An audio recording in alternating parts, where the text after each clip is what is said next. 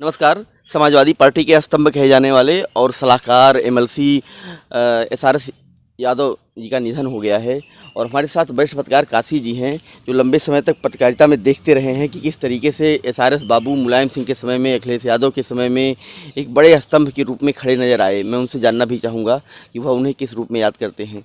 Sir, SRS जी को आप किस रूप में देख रहे हैं? एसआरएस जी समाजवादी पार्टी के लिए उतने ही महत्वपूर्ण हैं जैसे शरीर में पेट आते आते। तो मतलब इससे उनकी जो पार्टी के अंदर इम्पोर्टेंस है वो आप समझ सकते हैं कि जब से समाजवादी पार्टी का गठन हुआ उसके पहले से वो मुलायम सिंह यादव के साथ रहे हैं और अधिकारी के रूप में वो जॉइंट सेक्रेटरी रहे हैं 91 वाली सरकार में मुलायम सिंह यादव के साथ में। और फिर जब रिटायर हुए उस सेवा से तो फिर वो समाजवादी पार्टी के साथ पूरी तरह से जुड़ गए।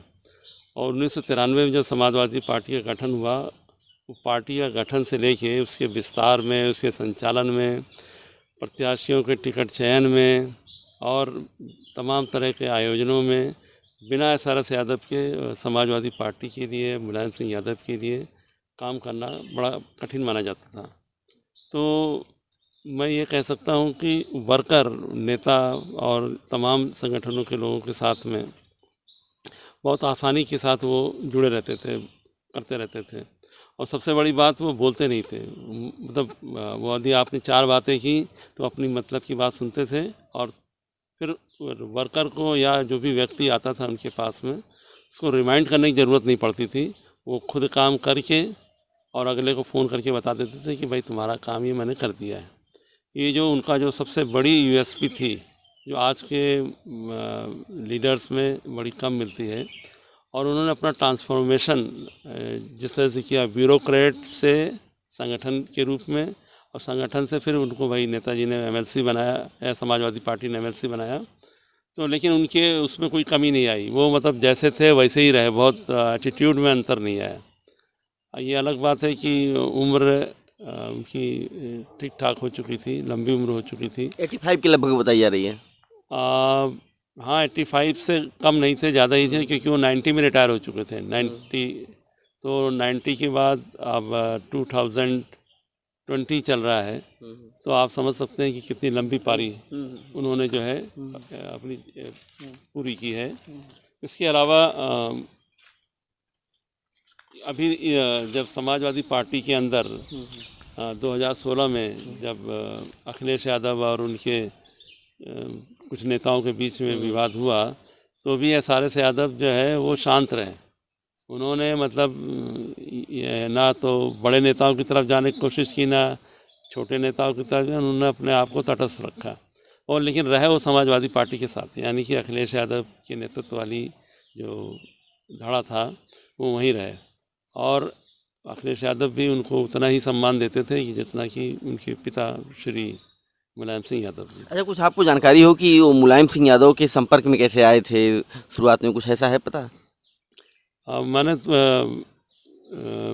वो कोऑपरेटिव के सर्विसेज के आदमी थे और जब वो इटावा में पोस्टेड थे अपने सेवा काल के दौरान, उसी दौरान वो जो है उनके संपर्क में आए। और उसके पहले चूँकि वो उन्नाव के रहने वाले थे और उन्नाव के वो एक वकील साहब थे, मैं उनका नाम इस समय भूल रहा हूँ, ये उनके पास काम करते थे। और वो समाजवादी या कहें सोशलिस्ट लीडर्स के बड़े मतलब लोगों में से शामिल थे। तो मुलायम सिंह वगैरह उनके पास जाया करते थे। तब मुलायम सिंह अपने शुरुआती दौर में थे कैरियर के, तो वहाँ से भी उनके रिश्ते जो है प्रगाढ़ होते गए। और फिर मुलायम सिंह को लोगों को परखने की बहुत अच्छी क्षमता है, तो उन्होंने उनको अपने साथ एक तरह से जोड़ लिया। मतलब सेवा में ज़रूर थे, लेकिन मुलायम सिंह और एसआरएस यादव का जो साथ है वो 89 के पहले का है। तो हम ये कह सकते हैं जीवन के कम से कम 50-55 साल वो सीधे मुलायम सिंह के संपर्क में रहे। अच्छा, जो मुलायम सिंह का तीसरा वाला कार्यकाल था, मुख्यमंत्री वाला, कहा जाता है कि उसमें जो है राष्ट्रपति के अंदाज में एक तरीके से एसआरएस जी पूरे कार्यालय से लेकर के सरकार तक संभाल रहे थे और उनका जो आदेश होता था वो कोई ना नहीं कर पाता था। क्या सही बात है?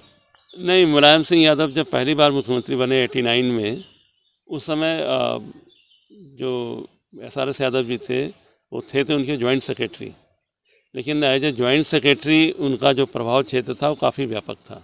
क्यों था? क्योंकि समाजवादी पार्टी से जुड़े हुए जो लोग थे या जो नेता थे, जो वर्कर थे, वो सब एसआरएस जी को अच्छे से जानते थे। और मुलायम सिंह चूँकि वो बहुमत वाली सरकार नहीं थी, वो जोड़ तोड़ वाली सरकार थी 89 वाली, तो मुलायम सिंह को पार्टी के अंदर और पार्टी के बाहर दोनों तरफ के दबावों का सामना करना पड़ता था। और उन दबावों को उन्होंने कहा कि मुलायम सिंह, आप पार्टी के अंदर के दबावों को आप देखिए, बाकी जो प्रशासनिक और दूसरे जो दायित्व हैं वो मैं देखूंगा। और उन्होंने उन दायित्वों का सफलतापूर्वक निर्वहन किया। और मिनी चीफ मिनिस्टर जिसे कहते हैं, मिनी मुख्यमंत्री का जो उपनाम है उनको उसी दौरान मिला था।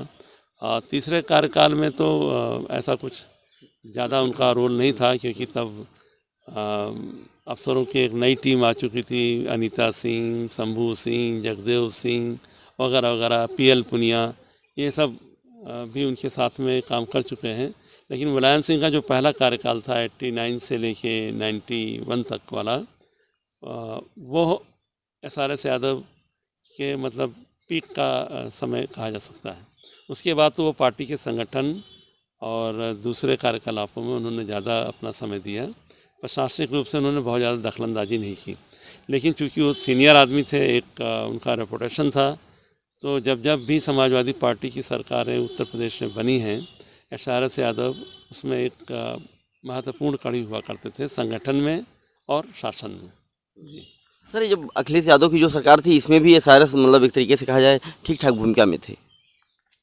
मैंने कहा ना कि एसआरएस यादव जी चूँकि इतने वरिष्ठ थे, इतने पुराने संगठन के व्यक्ति थे कि सब लोग उन पर बिना किसी उसके संदेह नहीं करते थे। वो जो कहते थे वही होता था, और जो नहीं कहना होता था वो उसके बारे में कोई कमिटमेंट नहीं करते थे। ये एसआरएस जी ने बहुत अच्छे से सीखा था, सेल्फ डिसिप्लिन जिसे कहते हैं। वो संगठन में थे तो बेवजह सरकार के कामों में दखलंदाजी नहीं करते थे। उनका एक काम करने का तरीका था थ्रू प्रॉपर चैनल जिसे आप कहते हैं। सरकार थी, मतलब संगठन में थे, संगठन में वो कार्यालय सचिव थे। कार्यालय सचिव के नाते पार्टी के जो राष्ट्रीय अध्यक्ष थे और जो दूसरे इम्पोर्टेंट लोग थे, वो उनको राष्ट्रीय अध्यक्ष से कम महत्व नहीं देते थे एसआरएस जी को। ये मतलब प्रोटोकॉल तो ठीक है कि वो कार्यालय सचिव थे, लेकिन जो संगठन उनकी सेवाएं थी, जो उनका जिम्मेदारियां थी, जो उनका काम था, उसको लेकर के समाजवादी पार्टी के जितने भी वरिष्ठ मंत्री हुआ करते थे सरकार में, जितने भी दूसरे लोग हुआ करते थे, इवन की ब्यूरोक्रेसी भी जानती थी उनके इस महत्व को। तो एसआरएस जी आमतौर पर जो कहते थे यदि किसी से, तो मेरे ख्याल से वो 90% तो काम बन ही जाते थे, हो ही जाते थे। इसीलिए उनके पास भीड़ बहुत लगती थी। जी धन्यवाद। तो आप देखिए, एसआरएस यादव का एक बड़ा कद था समाजवादी पार्टी में, और एक तरीके से सरकारी सेवा से आए, और राजनीति में भी मुलायम सिंह यादव ने उन्हें स्थापित भी कर दिया। एक तरीके से एमएलसी बनाया, और एमएलसी बनाने के बाद वह समाजवादी पार्टी के स्तंभ बने रहे। और आज भी कहा जाता था कि कोई फैसला होता था पार्टी का तो उनके संज्ञान में जरूर लाया जाता था, और वह कई महत्वपूर्ण फैसलों में उसके भागीदार रहे। और आज उनका निधन हो गया है। कोविड-19 से वह पीड़ित थे, और कहा जाता है कि 3-4 दिन पहले ही संक्रमित हुए थे, और पीजीआई में उनका निधन हुआ है। यह समाजवादी पार्टी के लिए भी और समाजवादी विचारधारा के लोगों के लिए भी एक अपूरणीय क्षति है। नमस्कार।